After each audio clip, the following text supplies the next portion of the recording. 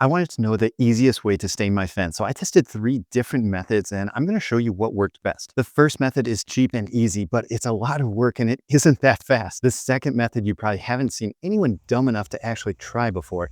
And the third method promises speed, but it comes at a cost. I'm going to find out what worked best, but before I get started, I did just a little bit of prep work. My fence was installed a year ago, so it's in pretty good shape, and I call it my illegal fence because the city never wanted me to build it in the first place because it violates the zoning ordinance. I'll tell you how I got around that in a minute. First, I'm trimming up the grass at the bottom with my rotary scissors attachment, and this thing fits on the end of most string trimmer. I like it over a string trimmer for this because I'm a sloppy person that would whip the crap out of my fence, and the scissors make it very low risk. I can ride across the bottom of the fence without doing any damage to the wood. Some of the long grass up higher I ended up pulling by hand. Grass by a fence is just a pain in general, but I wanted to get it all out of the way before staining. I wanted to give it a light wash too because I had some darker spots that looked like accumulated dirt. I strung out my electric pressure washer for this, and you really don't have to be that aggressive to get good results. I'm using a Greenworks pressure washer that's only rated at 1800 psi with a mild 25-degree tip on the end, but that's plenty to get some light cleaning done. I'm not trying to ruin the wood here, so no need for the turbojet fine point tip. I'm just lightly going over everything to get the gray out and clean up all that dirt off near the bottom, or get as much as I can. You can kind of see the difference of the before and after here. It's not significant because, like I said, the fence is only a year old, but there is a difference, so better to do it than to not, I guess. Keep in mind that if you clean up a fence like this before staining, you have to let it dry out quite a bit before that actual stain goes on. I did the cleaning one weekend, then I waited until the next weekend to actually stain it. Forecast does come into play here, and I've been trying to get this project done all summer, but we never really had a stretch of dry weather for long enough, so fall time it is. The first method that I tried was the brush technique. Very cheap, very basic, and everyone knows how to do it. I didn't have high hopes for this method since I had such a huge area to do, and my suspicions were correct. It sucked. I started on this technical part of the fence because I thought it would at least be good at getting into the crevices of that divider crossbar. It went exactly as you would imagine it going, slow as hell. I was able to apply the stain fairly thick and consistent, and if I got too heavy and it started dripping, I could easily just brush over it and smooth it out. This method was painfully slow, and I only did half of this upper section before giving up. I maybe made it 15 minutes. If you are considering painting a large fence by hand, I strongly suggest you rethink that. The second method uses a backpack sprayer, and the idea is that if it can atomize herbicides and pesticides for lawn and home applications, why not just pour some stain in the tank and stain a fence with it? I use my Greenworks backpack sprayer for spraying all kinds of stuff during the summer, and it saved me a ton of time on many applications. I figured, why not the application of stain on a fence? I started by pouring a small amount of stain into the tank because I wasn't sure if this was actually a good idea or not. I figured it would either work great and be brilliant, or I'd gum up my pump and wreck my sprayer.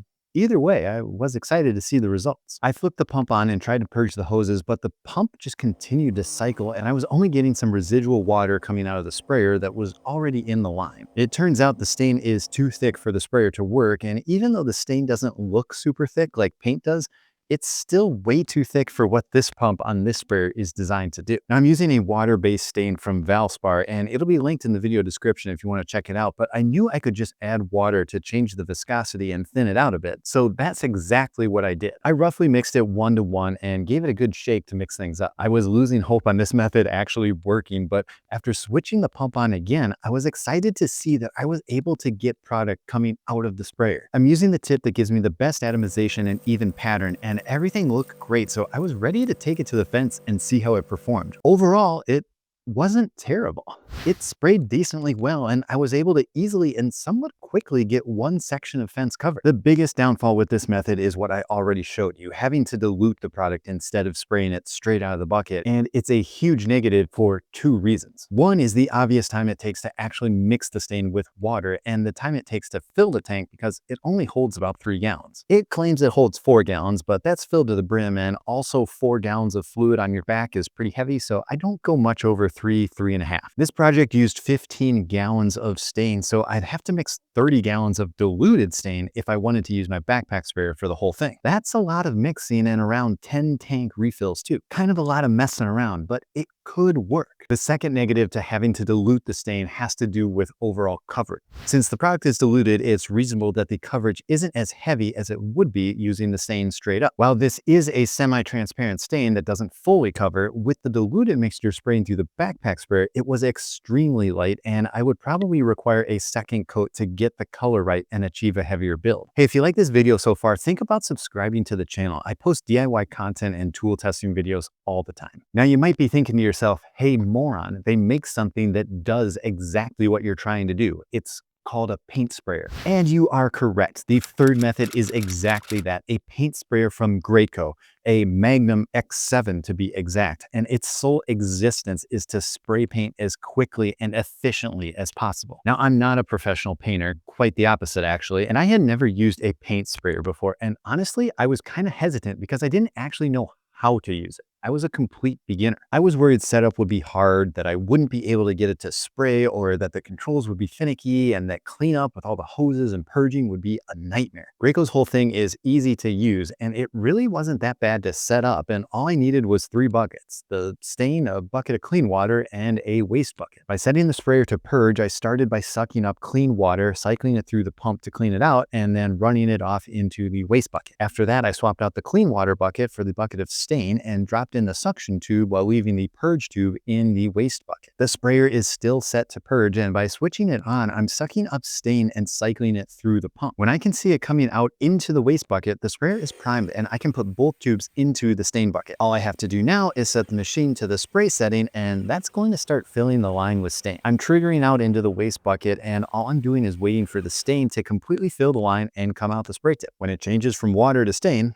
you're good to go. It was time to stain the fence, and as you can see, the Graco absolutely rips. I want to remind you that I had never used an airless paint sprayer before, but I felt like it was very user-friendly and that I was getting great results. I had a few heavy spots and some dry areas, but those are easy enough to touch up, plus it's a fence, so whatever. After the first section was done, I added an extension to the gun so that I could be a little further away and didn't have to bend down as much. You can see the before and after here of what the stain will look like when it's done compared to the untreated fence. I think it'll look pretty good. I mentioned earlier that my fence violates the zoning ordinance and that the city didn't want me to build it in the first place, and that's because there's a setback from the sidewalk. They said the setback was 30 feet, and that would look like a fence going through the middle of my front yard, so I definitely did not want to do that. But I looked around at my neighbors who had fences, and there's one right there that built their fence right off the sidewalk, and one right there that did the same thing.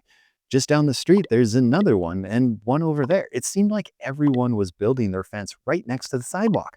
So I went back to the city to see what was up. Well, it turns out the setback only applies to the front yard, and all the other fences I was looking at were either side yards or backyards. And it makes sense to not want people to build 6-foot-tall fences all around their property if they live in a normal neighborhood. Most cities have restrictions about that kind of thing. A 30-foot setback on a quarter-acre lot should be enough to discourage most people from pursuing it. But my property was a little bit different because it's not really part of a neighborhood, as it was built much earlier than everything else around.